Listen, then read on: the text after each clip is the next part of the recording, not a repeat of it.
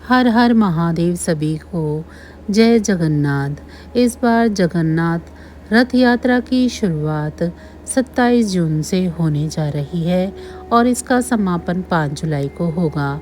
पंचांग के मुताबिक हर साल उड़ीसा के पुरी में जगन्नाथ रथ यात्रा आषाढ़ मास के शुक्ल पक्ष की द्वितीया तिथि से शुरू होती है।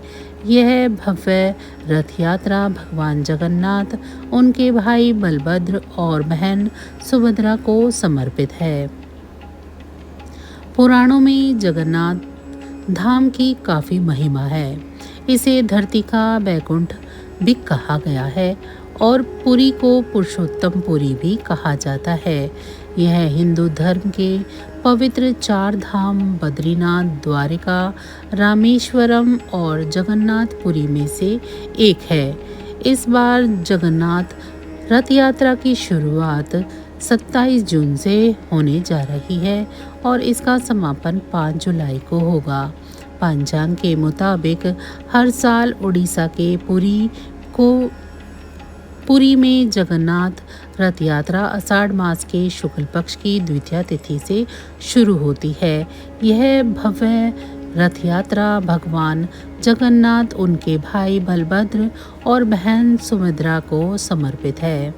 कहते हैं कि भगवान अपने भक्तों के लिए हर युग में अलग अलग अवतार लेकर आए।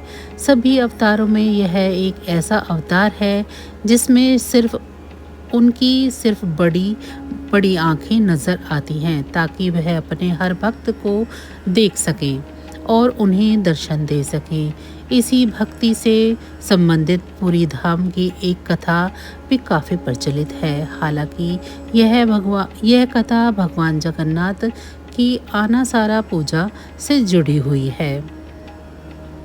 कथा कुछ इस प्रकार है कि 16वीं सदी में महाराष्ट्र के एक छोटे से गांव में गणपति भट्ट नाम का एक मूर्तिकार रहता था। वह भगवान गणेश के बहुत बड़े भक्त थे। वे हर समय भगवान गणेश की पूजा और भक्ति में ही लीन रहते थे। एक दिन वे तीर्थ यात्रा के लिए निकल पड़े। उन्होंने कई जगह पर यात्रा की और अंत में उड़ीसा के पुरी पहुँचे। जब वे पुरी पहुँचे तो उन्हें बहुत दुख हुआ क्योंकि वहाँ भगवान गणेश का कोई मंदिर नहीं था।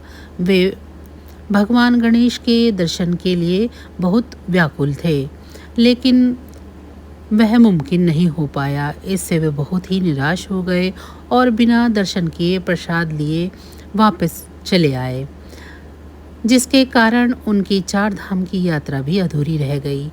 लौटते समय रास्ते में उन्हें एक ब्राह्मण युवक मिला। उस ब्राह्मण ने गणपति भट्ट को उदास देखकर पूछा, आप इतने दुखी क्यों हैं? गणपति भट्ट ने बताया, मैं गणेश जी को देखने आया था, लेकिन यहाँ उनका कोई मंदिर है ही नहीं। अब मैं खुद गणेश जी की मूर्ति बनाऊंगा। यह सुनकर ब्राह्मण हंस पड़ा और बोला, तो फिर देर क्यों कर रहे हो? अभी जाओ और मूर्ति बनाना शुरू कर दो। पूरी प्रेरणा के साथ गणपति भट्ट मूर्ति बनाने लगे, लेकिन उनकी बनाई हुई मूर्ति में हर बार कुछ अजीब ही हो जाता। कभी मूर्ति की आंखें बहुत बड़ी हो जाती तो कभी आंखें गोल हो जाती और कभी उनके हाथ में बांसुरी आ जाती। वे जिस तरह की मूर्ति बनाना चाहते थे वैसी मूर्ति बन ही नहीं रही थी। तब ब्राह्मण ने कहा, यहाँ गणेश जी का मंदिर नहीं है, आप ध्यान लगाइए और गणेश जी को याद कीजिए। जो तस्वीर ध्यान में आए वैसी ही मूर्ति बनाइए। गणपति भट्ट को यह सलाह अच्छी लगी। उन्होंने ध्यान लगाना शुरू किया।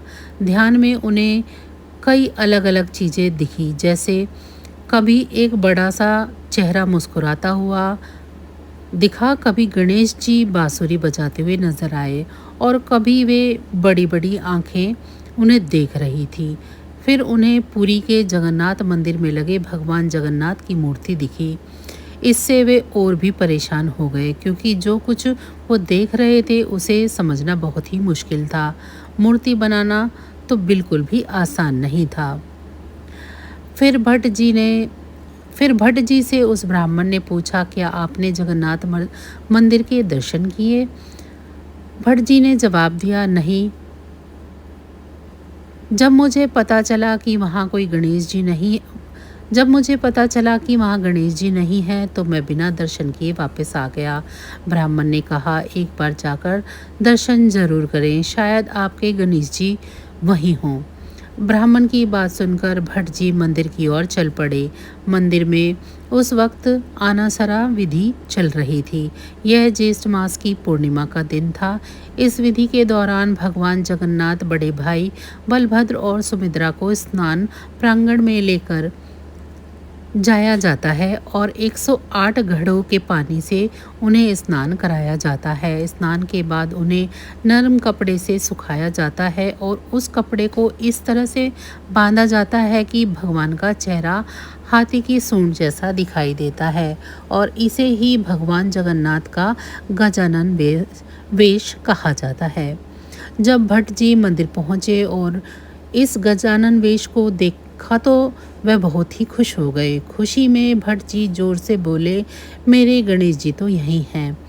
उन्हें भगवान जगन्नाथ में अपने गणेश जी ही नजर आए।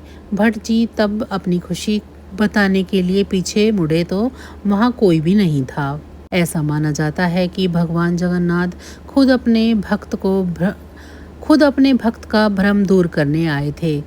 गजानन वेश धारण करने के बाद भगवान जगन्नाथ 15 दिनों के लिए एकांतवास में चले गए और फिर किसी को दर्शन ही नहीं देते हैं। तो बस आज की जानकारी इतनी ही थी। फिर मिलेंगे हम आपको ऐसी ही किसी अन्य जानकारी के साथ अगली वीडियो में।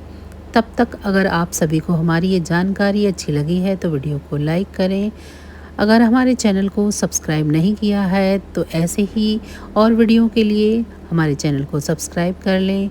भगवान जगन्नाथ की कृपा दृष्टि आप सभी पर सदैव बनी रहे। इसी के साथ आप सभी का बहुत बहुत धन्यवाद। जय जगन्नाथ।